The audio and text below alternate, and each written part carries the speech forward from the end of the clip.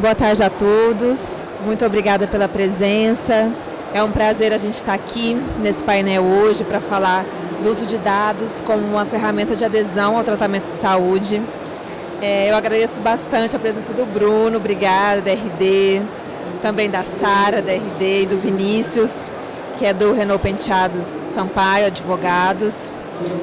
Esse é um tema recorrente entre nós aqui nos eventos de saúde. A gente sabe que a tecnologia avança cada dia mais, com ferramentas diferentes, como a inteligência artificial, mas o uso de dados ainda sofre alguns preconceitos, principalmente na nossa área da saúde, né? A gente vê que existem vários projetos de lei tramitando no Congresso que abordam esse assunto. Então aqui hoje o que a gente deseja é mostrar por parte das redes de farmácias como esses dados são utilizados, né? Para que eles são utilizados, como o cidadão tem retorno quando ele fornece ali o seu CPF ou o seu nome numa farmácia. E é assim que a gente começa então esse bate-papo. Eu vou querer passar de um por um, vocês têm um microfone para compartilhar, né? Primeiro se identificando, tá, Vinícius? Onde trabalha, com o quê? Qual é a sua relação com dados aí ali no escritório de advocacia? E introduzindo esse tema para a gente de como você vê a utilização de dados como uma ferramenta para a saúde. Perfeito, Adriana. Queria agradecer. Primeiro, me escutam bem? Está saindo aí no Canal 9? Perfeito. Queria agradecer o convite. Sempre muito bom participar dos eventos da Abrafarma. Sempre importante a gente estar trazendo esses tópicos de dados, inteligência artificial e questões mais ligadas à tecnologia que permeiam aí o universo da farmácia. Como introdução, eu sou Vinícius Padrão, né, tá ali no painel. Eu sou sócio da área de tecnologia e direito digital do Renault Penteado Sampaio. Eu sou mestre em direito civil pela UERJ aqui, a Universidade do Estado do Rio de Janeiro. E desde a graduação e no mestrado eu trabalho e pesquiso temas relacionados a dados pessoais. O tema da minha dissertação foram dados neurais, então tanto a minha atuação profissional quanto a minha atuação acadêmica enquanto pesquisador, enquanto professor, estão ligadas a essa área de dados. E olhando para dados e já trazendo aqui as minhas considerações iniciais para o painel, você falou muito em preconceito. Eu acho que talvez esse seja um termo até correto para introduzir essa nossa discussão aqui. Porque existe em muitos momentos essa ideia de que eu não posso usar dados de saúde não poderiam ser utilizados em nenhum contexto. Não é verdade. Assim, a Lei Geral de Proteção de Dados ela vem não para proibir, mas para regular, para trazer as regras do jogo, e desde que você trabalhe em cima dessas regras do jogo, desde que você respeite essas regras do jogo, você pode utilizar aqueles dados pessoais. Tanto é assim, pessoal, que quando a gente olha para a Lei Geral de Proteção de Dados, a gente tem uma base legal específica para a tutela da saúde, uma outra base legal específica para a proteção da vida. Tanto é assim também que a própria LGPD ela faz uma diferenciação entre os regimes jurídicos que são aplicáveis aos dados pessoais não sensíveis e aos dados pessoais sensíveis. Então, a legislação ela não vem para proibir, ela vem para estabelecer as regras do jogo. E acho que para trazer aqui também para o nosso tema do painel, nessa adesão ao tratamento, queria trazer algumas considerações, alguns apontamentos sobre como a legislação olha, como o mercado tem olhado para o uso de dados pessoais sensíveis. Quando a gente olha para a LGPD, os dados pessoais sensíveis são aqueles que, em razão do seu maior potencial discriminatório, do seu maior potencial danoso, no caso de uso irregular, eles recebem um tratamento diferenciado. Eles são tratados de forma diferenciada pela legislação. E como é que a gente vê esse tratamento diferenciado? A gente vê nas restrições, nas regras do jogo, nos momentos nos quais eu posso utilizar aquelas informações. Então, para que eu possa utilizar dados pessoais sensíveis, e aqui incluindo dados de saúde, eu preciso respeitar as restrições, preciso respeitar as obrigações que são impostas pela LGPD. Obrigações essas que são recorrentemente mais severas, mais restritivas do que aquelas aplicáveis aos dados pessoais não sensíveis. Por que eu estou trazendo essa primeira consideração? Porque desde já é importante ficar claro que o uso de dados ele não é proibido. Ao contrário, ele é permitido, ele é antecipado pelo legislador e ele é de interesse total da sociedade desde que ele seja realizado dentro dos ditames legais, obedecendo às obrigações. Então, acho que essa primeira...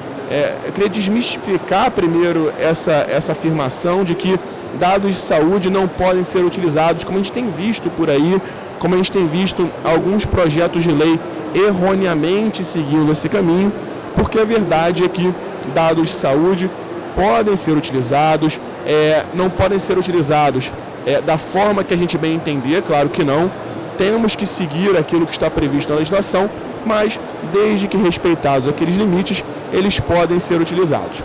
Partindo dessa premissa, e aí já encerro a minha consideração inicial, partindo dessa premissa, acho que o painel de hoje, o nosso painel aqui, pode se debruçar sobre algumas situações práticas e alguns cuidados práticos que nós precisamos ter com dados de saúde.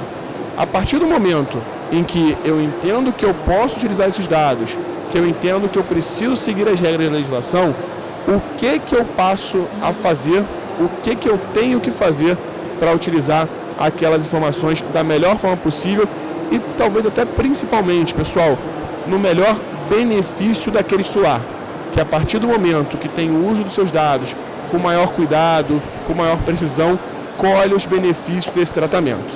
Acho que, Adriana, essa introdução aqui já queria desmistificar um pouco para que a gente pudesse partir dessa premissa de que dados de saúde podem ser utilizados, existem regras do jogo e se essas regras forem respeitadas, os benefícios são não só para os agentes de tratamento, mas principalmente para os titulares dos dados. Perfeito, Vinícius. Te agradeço muito.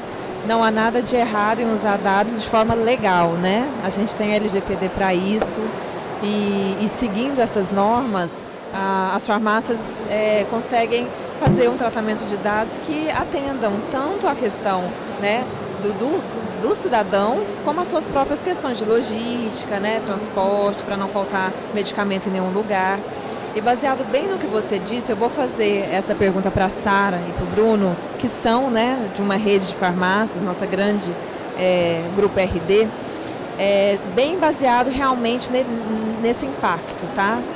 Como os dados de saúde das farmácias podem ser utilizados para personalizar o atendimento ao cliente. Eu acho que é interessante a gente abordar esse ponto. Quais são as estratégias para melhorar a adesão ao tratamento medicamentoso usando esses dados de saúde? Há um reflexo da pessoa continuar o tratamento quando ela é monitorada, E como as farmácias podem utilizar os dados de saúde para identificar pacientes de alto risco e até mesmo oferecer intervenções proativas? Vocês têm exemplos disso? O que já ocorreu ali na RD? Pode falar, se quiser. Bom, pessoal, boa tarde. Obrigado por poder estar aqui participando com vocês, para a Abrafarma, Francisco. Eu sou o Bruno Misga, sou DPO da RD Saúde e das investidas, as startups do grupo, ao todo são 12. Então, do grupo Raia Drogasil, mais 12 empresas. Sou professor convidado da PUC e da Damásio, lá eu leciono LGPD. Eu comecei a trabalhar com Lei Geral de Proteção de Dados em 2018 num banco europeu, um holandês. Lá a gente começou a aplicar a GDPR. E atualmente, além de ser DPO encarregado, eu sou head de 3 áreas dentro da companhia. A área de privacidade, a área de governança de segurança da informação, que é um nível estratégico DSI, e o núcleo de inteligência artificial jurídico. Bom, respondendo assim, basicamente, eu vou precisar depois só relembrar as perguntas, Foram algumas, mas a gente pode achar estranho, falar assim, poxa, varejo farmacêutico, dado de saúde, o que tem a ver isso? Basicamente tudo. Quando você vai numa farmácia, você compra determinado medicamento, seja para utilizar uma vez ou seja de um medicamento de uso contínuo, A gente vinculando o CPF da pessoa com esse produto, a gente chega numa informação de saúde. A pessoa pode ter uma enfermidade. A coleta desse dado e a personalização para a gente é muito importante. Por quê? Para a gente entender as necessidades que aquela pessoa ou aquele grupo de pessoa tem. E para prover os benefícios. Então não adianta eu disparar o mesmo padrão de benefícios para todo mundo, sendo que uma maioria daquele grupo não está necessitando daquilo. Ou até mesmo para entender se aquela pessoa pode ser direcionada para algum outro serviço que não seja um medicamento, né? Seja um tratamento ali com um psicólogo, ou um tratamento com um nutricionista, ou algo para um esporte, uma academia. Né? Eu não preciso ficar, a grosso modo, entupindo a pessoa de remédio. Eu preciso entender todo o contexto, personalizar, saber quem é aquela pessoa para poder direcionar.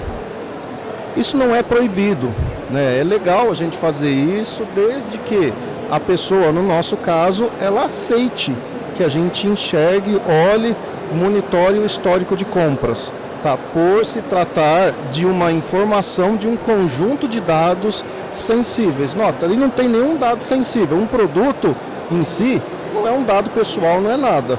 O CPF, ele é um dado pessoal, mas quando a gente cria esse laço, a gente transforma esse contexto numa informação sensível, numa informação que eu consigo chegar a uma enfermidade, a um resultado, a uma doença ou algo relacionado à saúde daquela pessoa. Tá? Então, nesse primeiro momento, entender a pessoa, personalizar, é importante para a gente direcionar. As farmácias hoje, na verdade, não só a nossa rede, mas como outras redes, elas já estão tendendo e direcionando para fazer para ser um pronto atendimento. Né? Hoje, o nosso ambiente de saúde aqui no Brasil está colapsando. A gente sabe, o hospital está cheio, o SUS está cheio, não dá conta. Às vezes consultórios e clínicas também estão ali com um número elevado de pessoas. Aonde que existia, que deixou de acontecer esse primeiro pronto atendimento? Era na farmácia. Antigamente, a farmácia de bairro, eu lembro quando eu era pequeno, né, minha mãe levava, vamos lá, você está com dor de garganta, vamos lá falar com o farmacêutico. Ele faz o primeiro atendimento, ele te olha a sua garganta, vê isso, vê aquilo e te não prescreve, né? Porque o farmacêutico não pode prescrever, mas ele te sugere alguma coisa que está ali, que ele sabe que é do dia a dia, e se caso for, ele encaminha para uma clínica ou um hospital. As farmácias, elas estão tendendo a isso também, né? A gente ter esse primeiro pronto atendimento. Na nossa rede, na Raia Drogasil, a gente já tem aferição de pressão,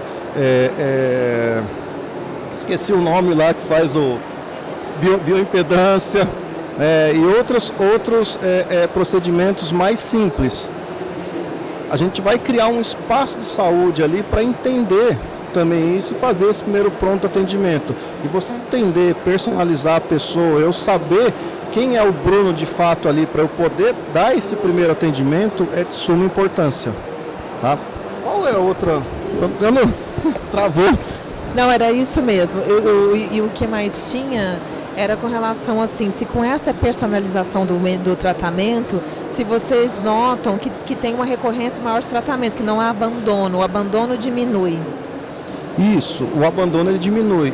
Você dando mais espaço para a população, para que ela tenha essa primeira análise, posso chamar de análise clínica, mas uma análise clínica básica, você fideliza esse povo, né? Principalmente, sendo mais sincero, acho que o povo mais carente, o que depende muito do SUS, né? Você ter esse espaço ali na farmácia, esse aconchego ali de você ser atendido, do farmacêutico te entender, um farmacêutico especializado, treinado, te entender, te conhecer e te prestar um primeiro atendimento, você fideliza o cliente. Além de que, não adianta nada, vou citar outros exemplos, não adianta nada hipotético.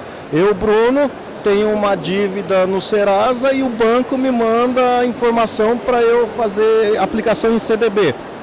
Sendo que eu estou ali todo lascado, né? Cara, você não está me fidelizando, você não me entendeu, você não sabe disso, né? Ou mesmo, cara, eu tenho imóvel, eu quero investir, né? Tenho milhões na minha conta e o banco me manda, eu falo banco, mas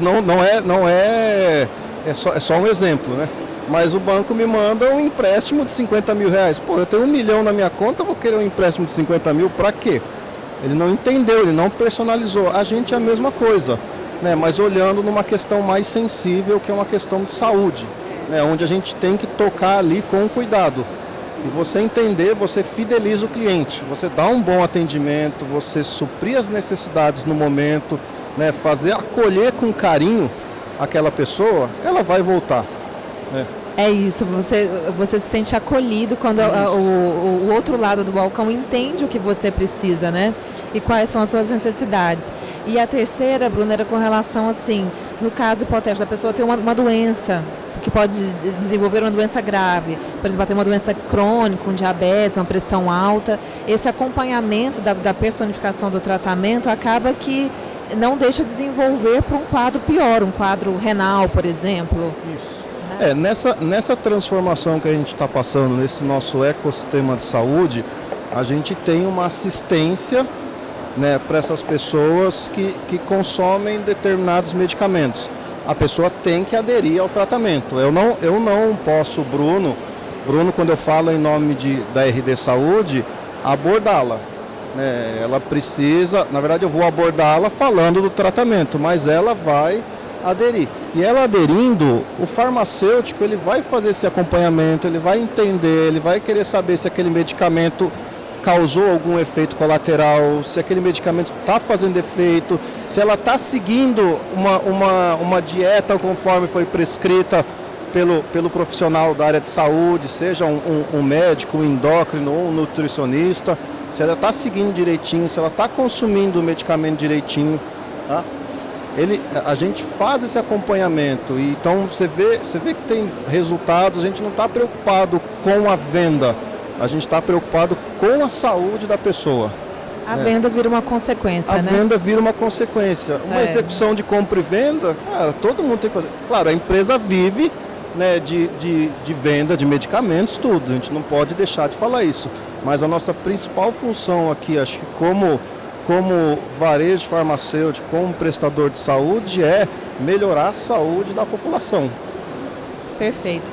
E você, Sara, conta um pouquinho pra gente do que você faz ali na RD, qual que é o seu papel e um pouquinho de como você vê esse tema, né? Como os dados podem ser utilizados para otimizar esse tratamento de saúde, né, em prol do cidadão.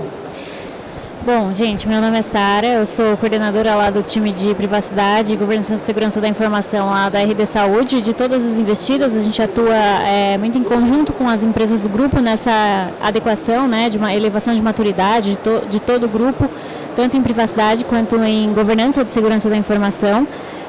Eu sou advogada,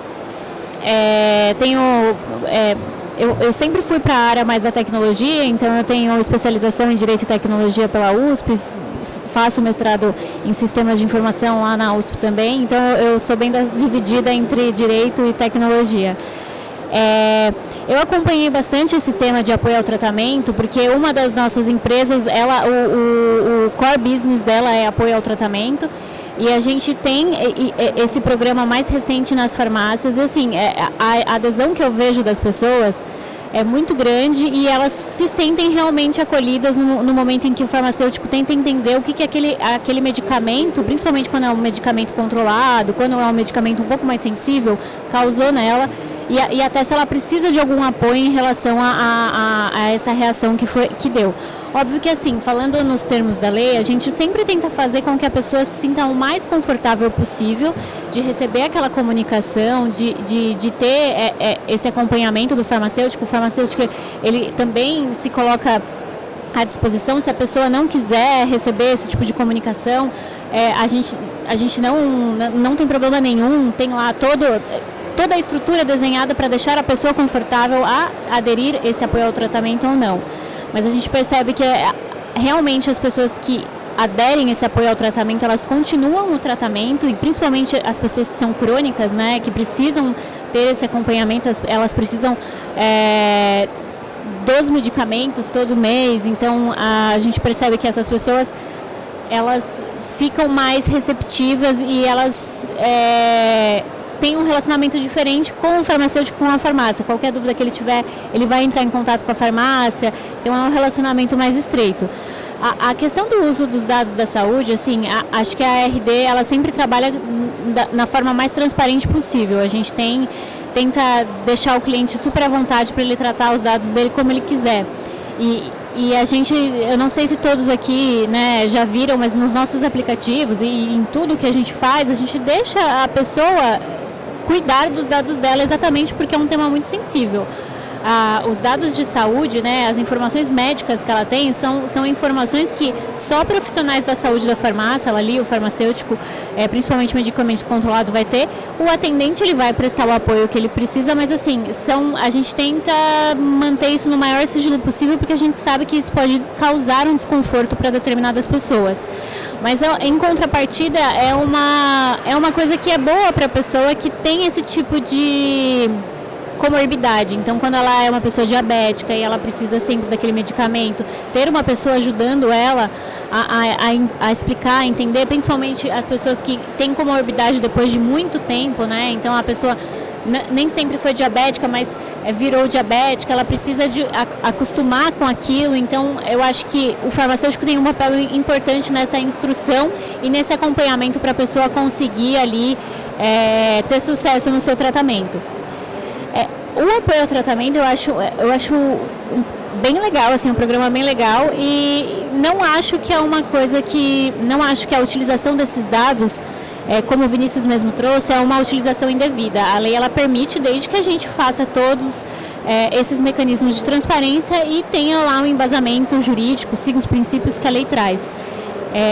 E como eu disse, a gente deixa a escolha do cliente. Então eu acho que é super válido a gente utilizar essas informações, desde que a pessoa consinta, para ajudar ela a caminhar para um tratamento que melhor atenda ao perfil dela. Perfeito, Sara. Eu gosto desses argumentos, que são bem os que eu vou utilizar, né, para explicar para as pessoas que eu convivo em Brasília, ali no Senado, na Câmara, no Ministério, na Anvisa, porque é difícil. Eu já estive do outro lado do balcão, né, como técnica do Congresso, e é difícil a gente ter assim, a ideia do alcance de uma lei. Então, assim, a lei, ela tem que vir para somar, né, ela tem que vir para ser positiva para a sociedade. E quando a gente vê projetos tramitando que possam, ao contrário, né, tirar direitos dos cidadãos de cuidar da sua saúde, de ter o acesso à saúde por conta da capilaridade das farmácias, causa uma estranheza, uma preocupação. Então é muito importante esses argumentos serem passados, né, para as pessoas da área de saúde e também para todos os outros, para que cada vez mais seja difundida a sua importância. Vinícius, eu vou então mais agora para o lado do direito, né, aproveitando a sua presença, e vou te fazer umas perguntinhas, tá, que eu anotei aqui. Quais são os principais riscos que você percebe de segurança relacionados à coleta e armazenamento de dados de saúde nas farmácias? Você vê riscos em algum momento? Como as farmácias podem garantir a privacidade desses dados de saúde dos pacientes? E quais são as melhores práticas para a proteção de dados de saúde contra acessos não autorizados ou violações de dados? Então, assim, primeiro, se realmente faz sentido esses medos, né, essas colocações, e se sim, como a gente poderia diminuí-las? Perfeito, perfeito. Posso só dar um passinho para trás, só para endereçar dois pontos importantes que me ocorreram nas falas sempre muito, muito boas do Bruno e da Sara. Acho que eu comecei a minha apresentação dizendo que acho que a primeira premissa que a gente tinha que colocar era que dados de saúde, eles não são proibidos, né? O uso de dados não são proibidos. E isso me levou, junto aqui, ouvindo Bruno e Sara, a uma outra premissa que eu também acho que é importante a gente colocar. Hoje, no setor de farmácias, muitos dos problemas que a gente verifica olhando para o tratamento de dados são problemas de comunicação. As mensagens são passadas de forma errada. seja durante um bom tempo, talvez até por um despreparo da indústria, assim, uma certa inocência, uma certa... ainda não tinha, assim, a gente estava numa fase de adaptação, não tinha um cuidado tão grande em como comunicar algumas informações, seja porque muitas vezes algumas reportagens, a própria mídia, de uma forma tendenciosa, tende a levar os temas para um outro lado. Então, já trabalhando com RD há bastante tempo e com outras empresas do setor, a gente entendeu, e o nosso trabalho enquanto advogados, ele sempre parte dessa construção de que não basta que os procedimentos estejam adotados. A gente precisa saber comunicar esses procedimentos.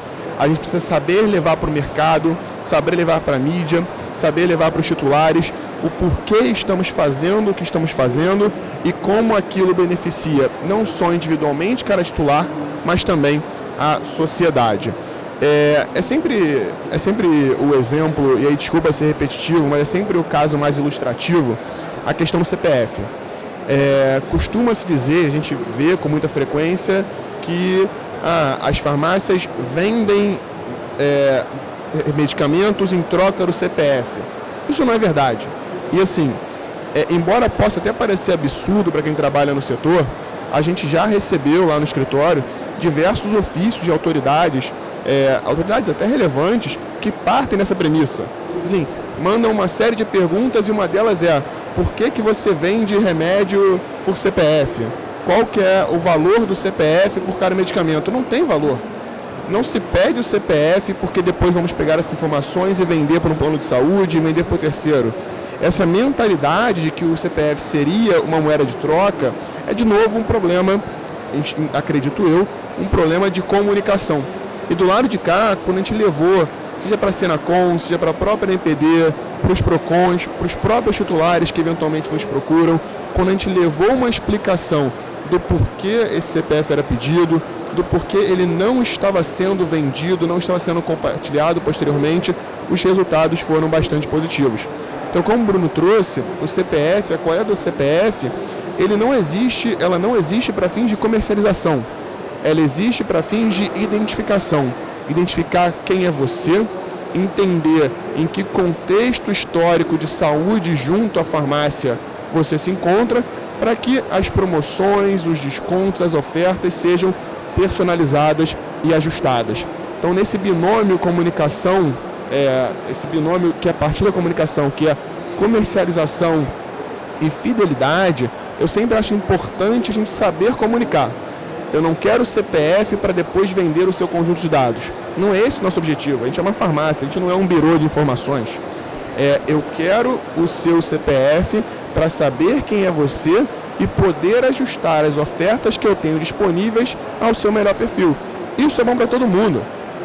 Acho que às vezes a gente tem a falsa sensação, muito por conta de reportagens, de coisas que a gente vê na mídia, de que as pessoas não gostam de ter desconto. Ao contrário, eu adoro ter desconto, adoro chegar na farmácia, dar meu nome e ter um desconto ali específico para um remédio de recorrência que eu compro todo mês, específico para um remédio, para um produto, para um item que eu compro ali com uma frequência contínua. Então, a comunicação, ela é um fator-chave. E aí um outro ponto que eu gostaria de tratar, e aí, perdão, Adriana, voltando para a sua dúvida inicial, diz respeito à segurança da informação. Segurança da informação, ela é uma questão que a gente precisa ter sempre no radar. E precisa ter sempre no radar por várias razões. A primeira delas é porque essa é uma exigência legal. A lei vem para dar um maior controle aos titulares do que é feito com suas informações. Então, se a lei vem para dar um maior controle aos titulares, eu preciso proteger aquelas informações. Porque se eu não protejo, o titular perde aquele controle. Então, é uma obrigação legal a gente adotar as melhores práticas, as melhores medidas técnicas para proteger as informações que estamos armazenando, que estamos coletando e que estamos utilizando. O segundo ponto que diz respeito à segurança e que interessa bastante para a gente aqui no contexto de farmácia é em relação à própria natureza dos dados que nós armazenamos. Como os dados, e aí Bruno trouxe muito bem, e a gente não nega isso, como os dados muitas vezes revelam aspectos de saúde, eles são considerados dados sensíveis. E por serem considerados dados sensíveis, o potencial de dano causado ao titular, no caso de um tratamento irregular, no caso de um vazamento de dados, ele é maior. Então, pelo fato de nós estarmos trabalhando com informações sensíveis, nós também temos que ter esse cuidado, porque a sanção, a punição no tratamento irregular, ela vai ser uma punição mais severa. E um terceiro ponto que justifica essa preocupação com a segurança da informação é uma questão reputacional. Cada vez mais as pessoas estão melhores informadas, cada vez mais os titulares valorizam a preocupação que as empresas têm com os seus dados pessoais. E quando eles valorizam, significa dizer que eu, Vinícius, enquanto titular, eu não quero que aquela farmácia que já teve 5 incidentes de segurança, 5 vazamentos no último ano, trate as minhas informações. E digo mais, não quero que ele trate as minhas informações mais sensíveis. E talvez isso faça com que eu até continue comprando naquela farmácia, mas eu não tenha todo o benefício do acompanhamento, todo o benefício da recorrência, que dar os meus dados pessoais, permitir a minha identificação, me proporciona. Então, esses 3 elementos, reputacional, obrigação legal e o maior dano causado por dados pessoais sensíveis, é o que justificam, a meu ver, principalmente, a necessidade de você estar sempre investindo. E aí, investindo no quê? Diferentes empresas de diferentes tamanhos têm diferentes soluções quando o tema é segurança da informação, pessoal. Mas compartilhando um pouquinho da minha experiência profissional, eu sempre brinco com os meus alunos que o artigo 46 da LGPD ele vai te falar o básico. Os agentes de tratamento são obrigados a adotar medidas de segurança técnicas e administrativas para proteger os dados pessoais de incidentes de segurança. Enfim, ele fala acesso não autorizado, traz as espécies, mas de maneira geral, eu preciso proteger os dados de incidentes de segurança.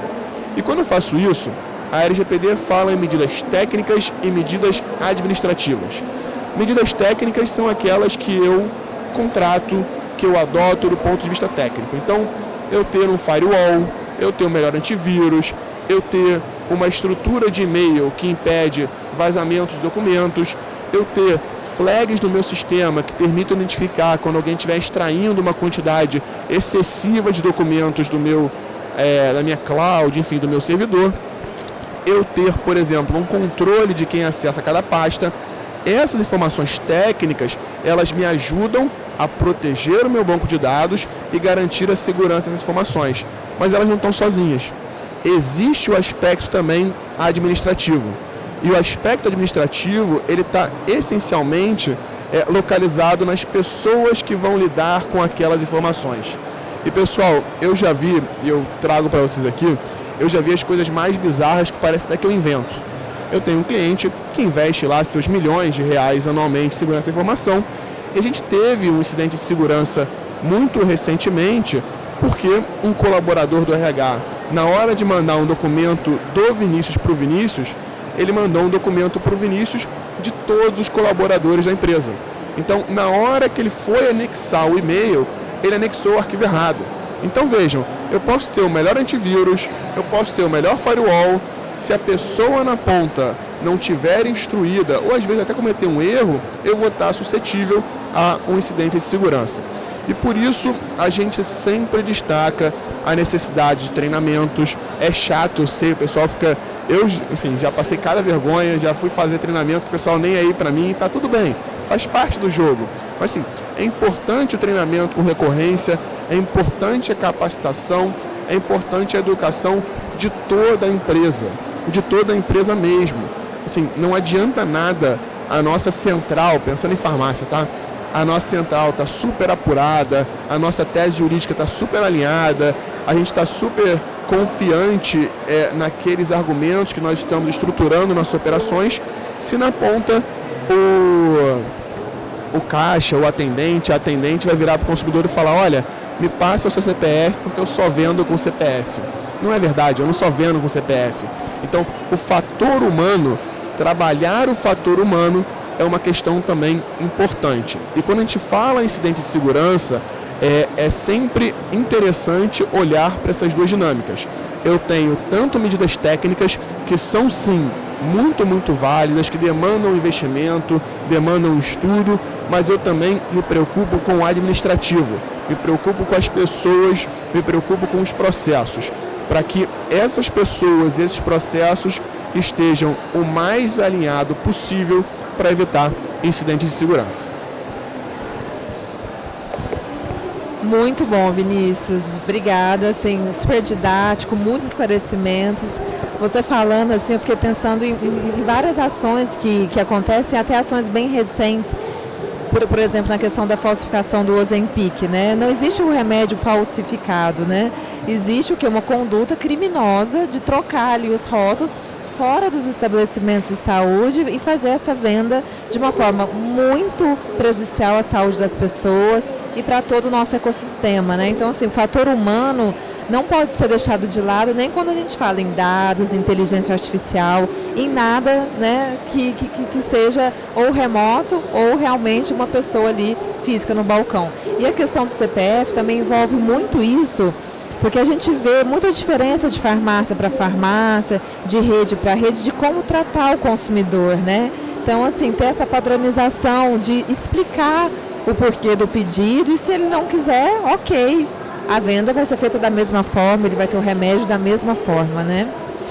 Então, vamos passar agora para os nossos craques das redes agora. Bruno, eu vou te fazer umas perguntas para a gente até pensar um pouco sobre o futuro, tá? Então, primeiro,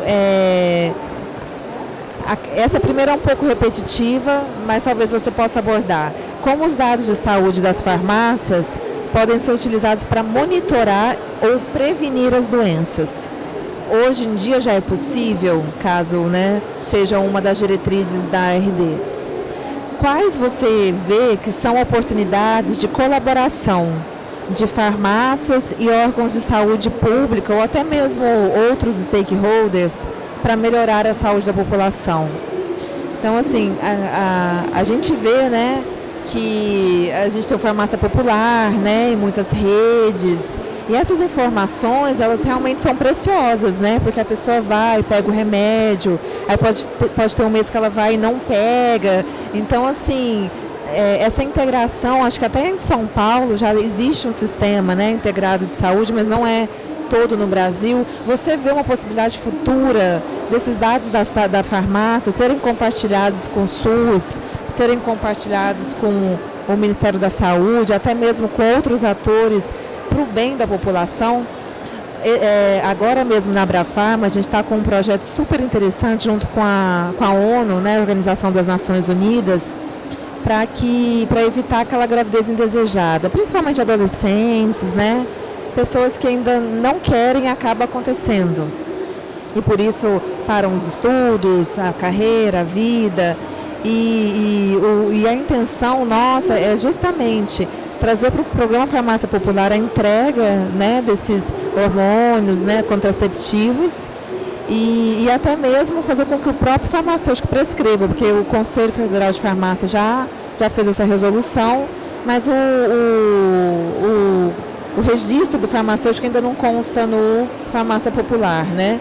Então, assim, como todos esses dados integrados trabalham para o nosso bem, né? Para a nossa saúde. Você vê no futuro essa integração mais solidificada? Você entende que é o caminho, que é assim que a gente deve seguir?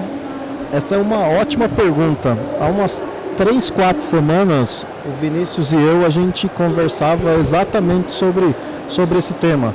Né? Pegar o histórico de informações, de medicamentos que a farmácia tem, para poder tentar enquadrar em alguma política pública, se existe ou não, que a gente ainda vai procurar, para poder disponibilizar essa informação para o SUS, ou para qualquer outro órgão. O que acontece? Hoje, na farmácia, com os nossos dados na Raia Drogasil, a gente consegue criar um perfilamento, um dash de saber quais são as regiões que tomam mais determinados medicamentos. Então, por exemplo, no Nordeste é tal, no Sul é esse, qual é a região que tem mais pessoas gestantes, né? Para a gente poder entender e criar algo nosso para ajudar aquela região. Por que em determinados lugares tem mais o uso de vitamina D? Vamos dar um exemplo. Porque lá pode ser que tenha menos sol. Então, como que a gente faz ali, para tentar criar algo, para tentar resolver isso? E a gente há umas 3 semanas estava conversando exatamente sobre esse tema de compartilhar com o SUS ou pegar a ideia que o SUS faz desse relatório, porque o SUS ele tem um relatório que está disponível lá com essas informações e tentar criá-lo aqui parecido no nosso banco de dados para a gente utilizar como uma informação de saúde pública. Eu não vou chegar e vou descer e falar assim, o Bruno, o Vinícius, a Sara tem isso. Não, eu vou dar um resultado macro, estatístico, de acordo com a região. Para quê? Para que a gente entenda o que está acontecendo e poder tratar a causa raiz. Não a causa raiz com medicamento, mas a causa raiz com algum procedimento que melhore a situação daquela população.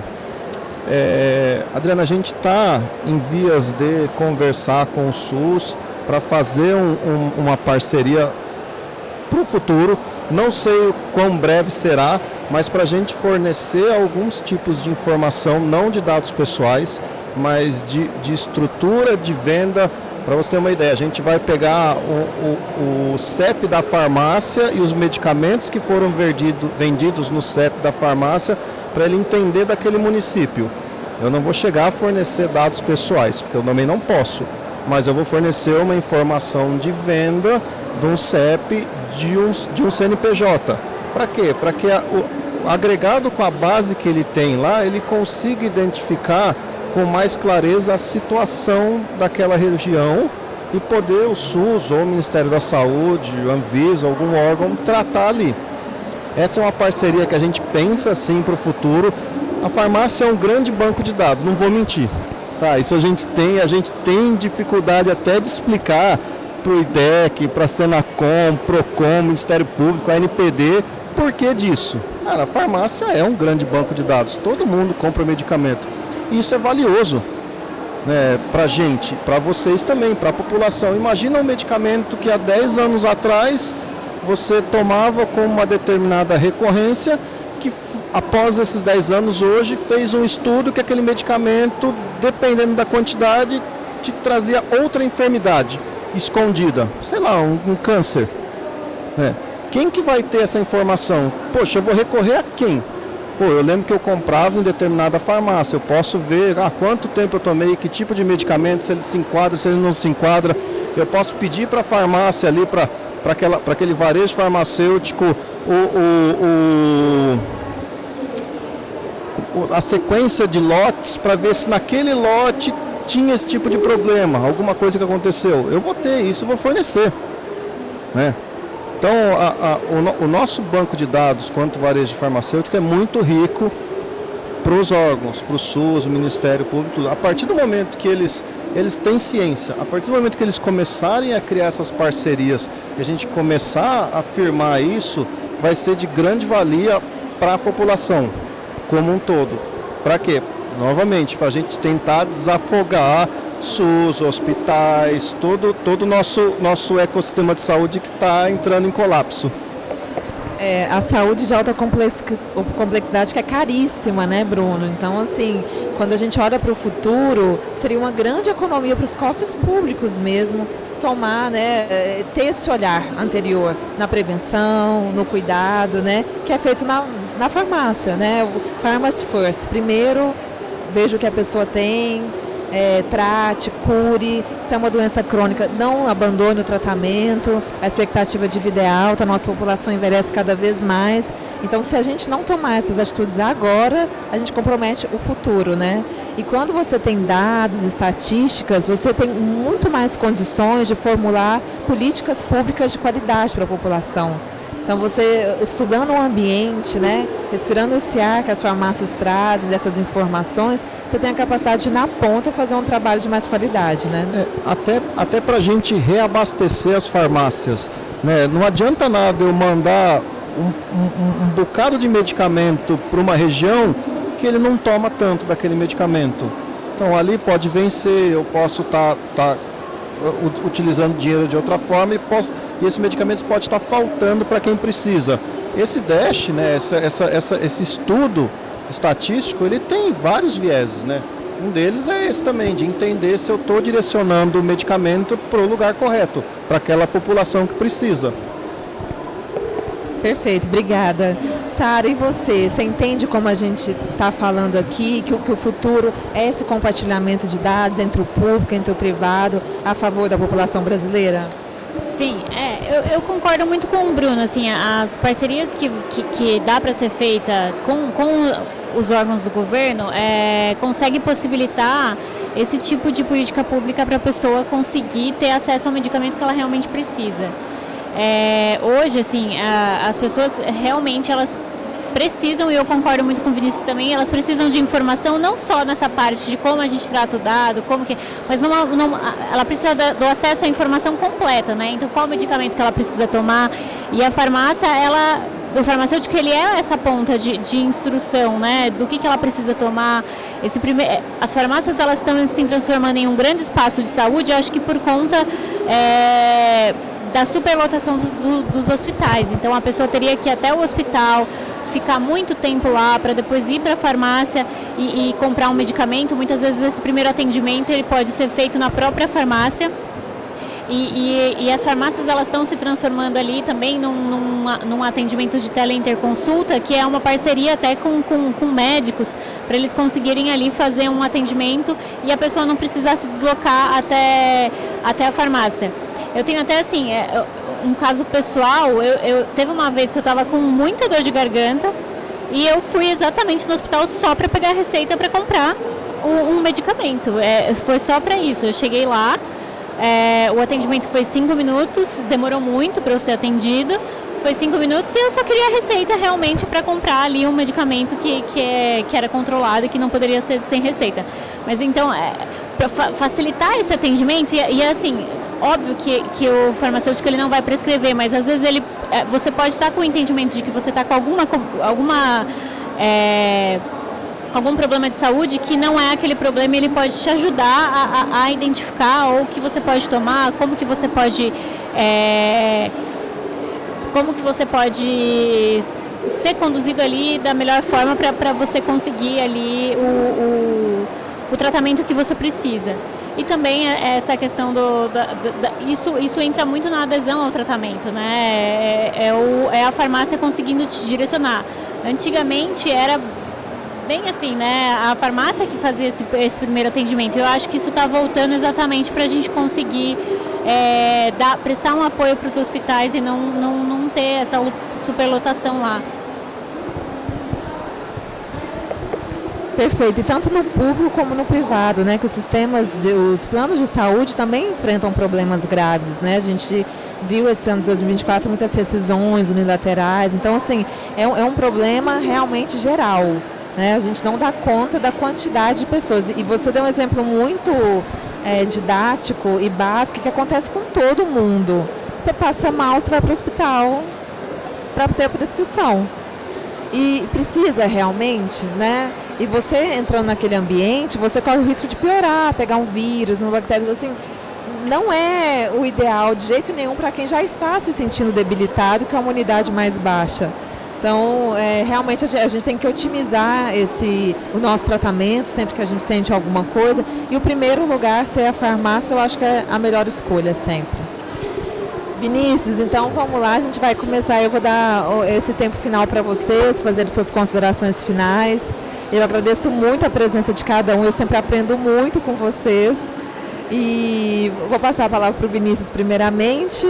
E tomara que a gente se encontre mais vezes e logo, para a gente sempre trocar essas ideias e nos mantermos atualizados nesse tema. Com certeza, Adriana. E aí eu já aproveito para agradecer mais uma vez o convite, é sempre um prazer participar. Estarei aqui quando for convidado outras vezes, contem comigo. E acho que, de fala final, talvez trazer um pouco, de uma forma pragmática, o porquê se preocupar com isso é uma questão. E aí eu me refiro aos momentos em que as ondas, eu sempre chamo de ondas, né? As ondas que a gente vivenciou com a Lei Geral de Proteção de Dados. A gente teve um primeiro momento de LGPD, que era um primeiro momento até mesmo anterior à aprovação da lei, um cenário meio desesperado, assim, sem saber, um cenário de incerteza, sem saber como a lei de fato seria aplicada, sem saber, e aí o pessoal usava muita expressão, se a lei ia pegar ou não ia pegar. Então, houve ali uma primeira onda de uma correria para se adequar. Muitas vezes, empresas, enfim, agentes de tratamento, adotando procedimentos, criando políticas que sequer são utilizadas hoje, que sequer eram necessárias na época. A gente passa para um segundo momento, que é um segundo momento de conscientização. Entender que sim, eu me adequei, eu adotei algumas medidas para me adequar, mas eu preciso me manter. E para se manter, a gente tem que ter uma boa política de proteção de dados, a gente tem que estar acompanhando as discussões, a NPD com frequência solta resoluções, com frequência tem dado decisões, orientações que precisam ser seguidas. Então, a manutenção de um projeto de adequação ao LGPD, ela é contínua. Ela não é uma solução em que eu adoto uma primeira vez e depois eu não preciso fazer nada. Ao contrário, eu até brinco sempre, Bruno e Sara já me viram brincar com isso, que graças a Deus eu acho que eu tenho aí um plano de aposentadoria mais duradouro aí com o tema de produção de dados. Mas brincadeiras à parte, essa segunda onda, ela muito olha para essa manutenção, essa necessidade de um apoio contínuo, de entender o que eu posso e o que eu não posso fazer. Aliar essa segunda onda, a gente tem uma terceira onda que eu considero que elas estão ocorrendo de forma paralela, que é uma terceira onda que envolve uma postura cada vez mais ativa da Autoridade Nacional de Proteção de Dados, uma postura cada vez mais ativa de outros órgãos de fiscalização e controle e, por que não, uma postura também mais ativa em temas de tecnologia do Senado e do Congresso Nacional como um todo. Costumava-se dizer, e aí já há mais de um ano eu não ouço, mas era muito comum dizer que a NPD não tinha braço, que a NPD ainda estava se estruturando. O cenário hoje não é esse, gente. O cenário hoje é de uma autoridade que fiscaliza, o cenário hoje é de uma autoridade que bate na porta, que cobra, que quer conversar, mas que também, se necessário, vai punir. A gente teve recentemente uma decisão da Meta, a autoridade deu uma liminar suspendendo uma atividade de tratamento, enfim, não estou revelando nenhuma informação, nenhum sigilo cliente-advogado aqui, até porque as informações foram públicas, mas foi uma postura da ANPD de coerção, assim, de sanção. Interrompa, suspenda esse tratamento até que eu entenda que essa atividade era uma atividade lícita. E aí, só para todos terem um contexto, era uma atividade de treinamento de inteligência artificial generativa, que a Meta estava se valendo de alguns dados que, enfim, estavam ali nas plataformas da empresa. Essa liminar caiu, né? A ANPD revisou essa liminar depois que a Meta adotou algumas considerações que a autoridade trouxe, mas fato é que é uma autoridade já atuante, que está indo atrás e que quer fazer valer o seu papel de guardiã nos temas de proteção de dados. E cada vez mais também quer valer o seu papel de guardiã nos temas de inteligência artificial. A gente falou muito hoje sobre dado pessoal, era o tema do nosso painel, mas é sempre importante a gente estar de olho no futuro. O tema de inteligência artificial, ele não está parado. O PL 2338 está sendo discutido no Senado Federal nesse momento. A votação, muito possivelmente, do PL vai acontecer ainda esse ano. É um pleito do Senado Federal entender e aprovar, né, votar esse projeto. A boa notícia é que, a boa notícia no sentido de que a gente vai ter tempo ainda, essa discussão não vai ser apressada, esse projeto ainda volta para a Câmara para uma discussão mais aprofundada, mas fato é que o tema de inteligência artificial tem que estar também no nosso radar. Falei muito, mas só queria, aqui em considerações finais, trazer para vocês esses 3 momentos da LGPD que precisam estar no nosso radar.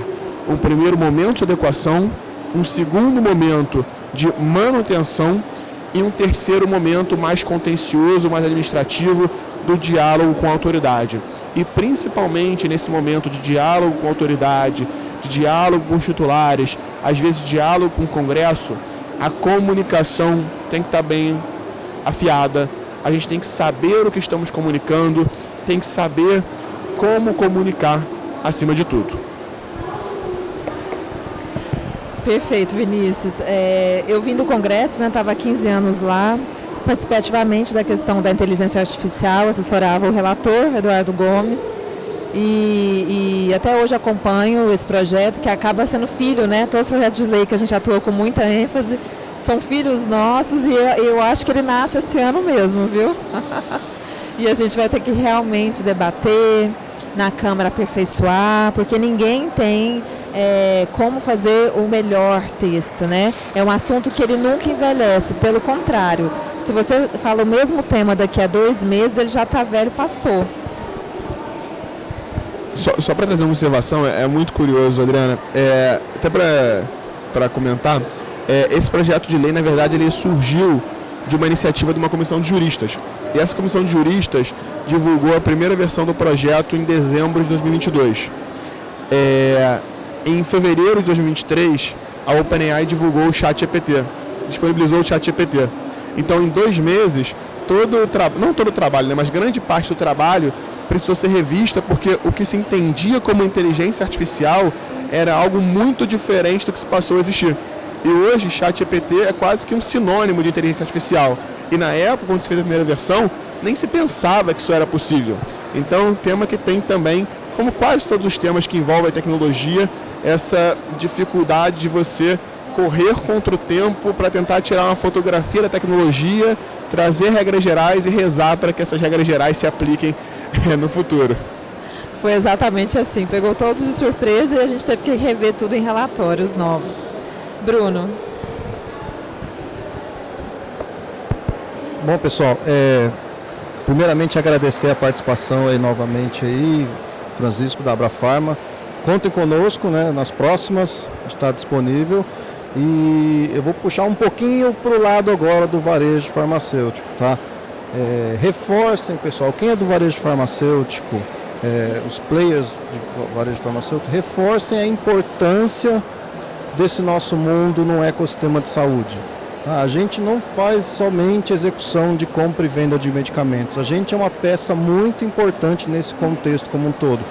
A gente tem muita informação valiosa, a gente começa a criar parcerias com outras empresas, parcerias com o SUS, para que a gente consiga entender, entrar nesse ecossistema e trazer mais cuidado, mais saúde para a população. Esse é o nosso principal intuito, é nosso ponto ali, nosso acolhimento com o cliente. Isso é uma das razões, acho que, da gente estar seguindo para esse caminho. Tá? O Vinícius falou de uma coisa muito importante, de treinamento, não só para quem está fora, mas para quem está dentro também.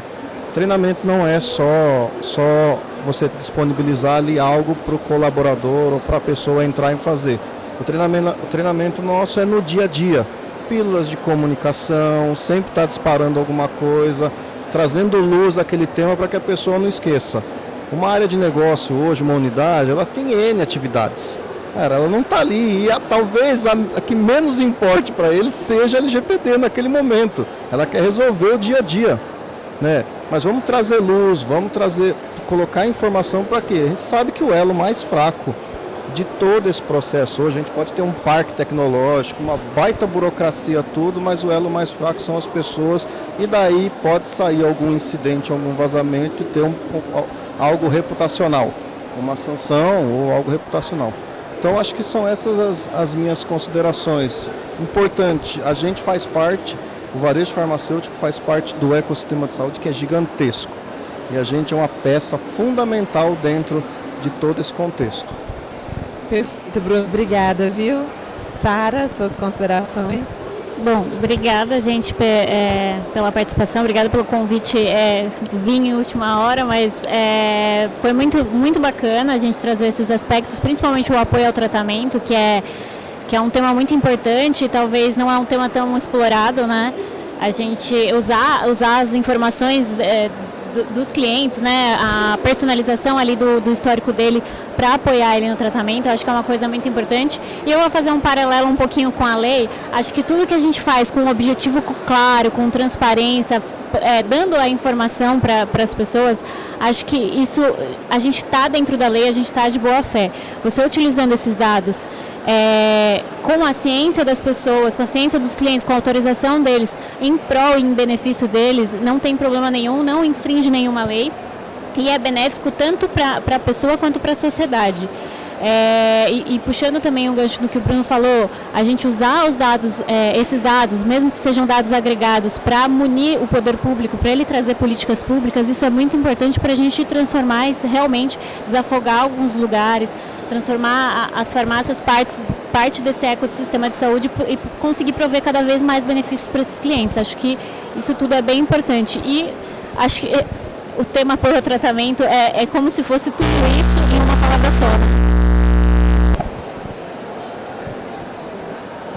Apoio ao tratamento, acho que é como se fosse tudo isso que a gente falou em 2 palavras. Então, acho que esse tema é muito bom para a gente poder realmente pensar no que a gente está fazendo. Acho que o varejo está caminhando cada vez mais para ficar, acho que cada vez mais maduro em LGPD. A gente trata os dados com muita responsabilidade, com muita transparência. Então, acho que esse assunto é bem importante para a gente continuar debatendo para trazer para o público.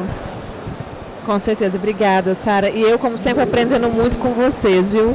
Agradeço muito e declaro encerrado o nosso painel.